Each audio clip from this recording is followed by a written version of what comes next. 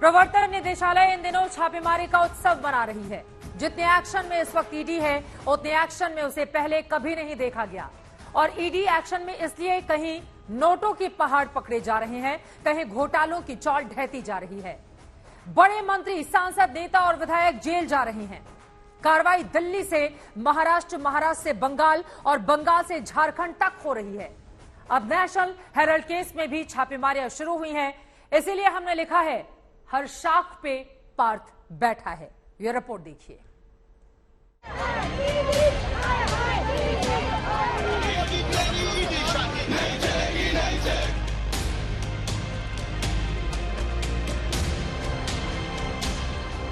दिल्ली में national Herald के दफ्तर के बाहर कांग्रेस के नेता कार्यकर्ता तख्तियां उठाए तेवर दिखा रहे हैं।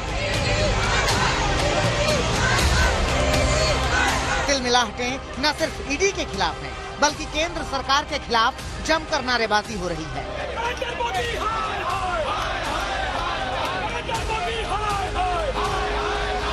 आप देखिए, ये हेराल्ड हाउस के हम लोग ठीक मेन गेट पे मौजूद हैं, जहां पे तमाम जो महिला कार्यकर्ता हैं वो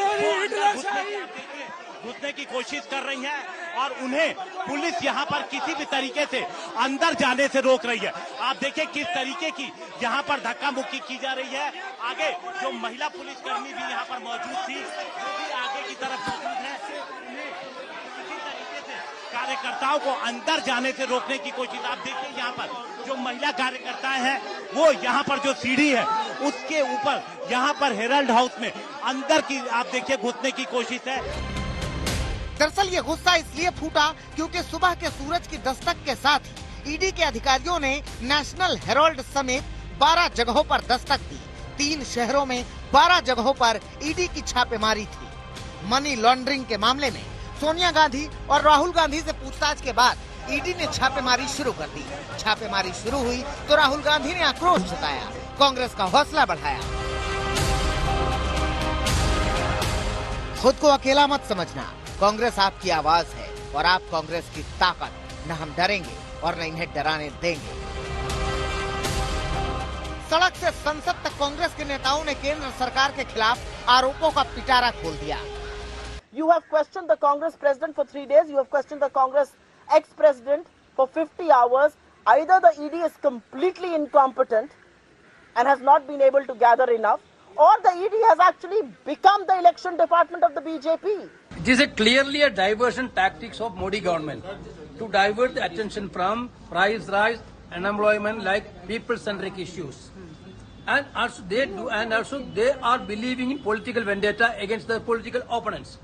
They are doing it with everybody. They think that ED is the biggest weapon for them to target the opposition. This is but we will face it. Pramod Tiwari ने तो यहाँ तक ऐलान कर दिया कि कांग्रेस जब अंग्रेजों से नहीं डरी तो मोदी सरकार से क्या डरेगी।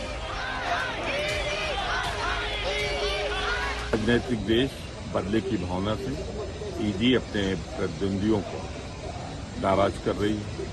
उनको चाहती है कि किसी झूठे केस में फंसाए। वही सिलसिला जारी है। हम इसका विरोध करते हैं और विरोध करेंगे, लेकिन एक चीज बता दें, न हम डरने वाले न झुकने वाले। हम अंग्रेजों के सामने नहीं झुके और डरे तो इस सरकार के सामने डरे। राज्यसभा में विपक्ष के नेता मल्लिकार्जुन खड़गे ने तो यहाँ तक कह दिया कि मोदी सरकार कांग्रेस की इमेज खराब करना चाहती है।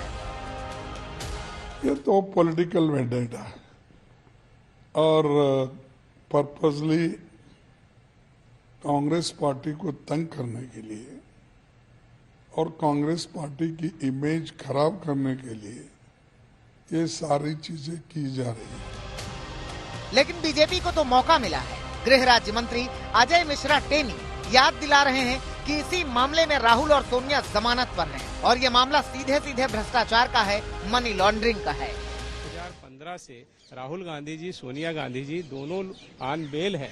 उसके बाद भी उन्होंने हाई कोर्ट, सुप्रीम कोर्ट सब जगह पर ऐसे प्रयास किए, कहीं से उनको कोई भी इस तरह का आदेश नहीं प्राप्त हुआ जो उनकी दुश्वारियों को कम कर पाता। निश्चित रूप से आज जो परिस्थिति बनी है उसमें आवश्यकता के अनुसार ईडी भी अपनी छापेमारी कर रही है। सोनिया गांधी जी, राहुल गांधी जी उसकी जांच में घिरे हैं, जमानत पर बाहर हैं। लेकिन जांच से भागना चाहते हैं। अब देश के सामने सवाल ये खड़ा होता है,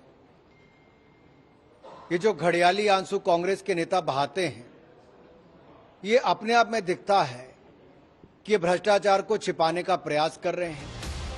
बीजेपी के प्रवक्ताओं ने भी मोर्चा संभाला, एक एक करके कांग्रेस पर आरोपों के तीर चलाने शुरू किए। जब ईडी की कार्रवाई हो रही है, 12 जगहों पर समाचार चैनलों के माध्यम से पता चल रहा है कि रेड की जा रही है, तो वहां पर जयराम रमेश जी कहते हैं कि हमें चुप कराने की साजिश। बताते चले कि नेशनल हेराल्ड केस में ही सोनिया गांधी से 3 दिन में कुल 11 घंटे पूछताछ हुई है। राहुल गांधी से इसी केस में 5 दिन में करीब 45 घंटे पूछताछ हुई है।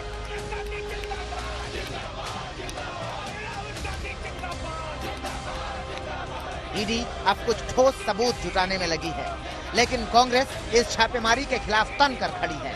मानकर चलिए कि ये लड़ाई आगे और चलेगी।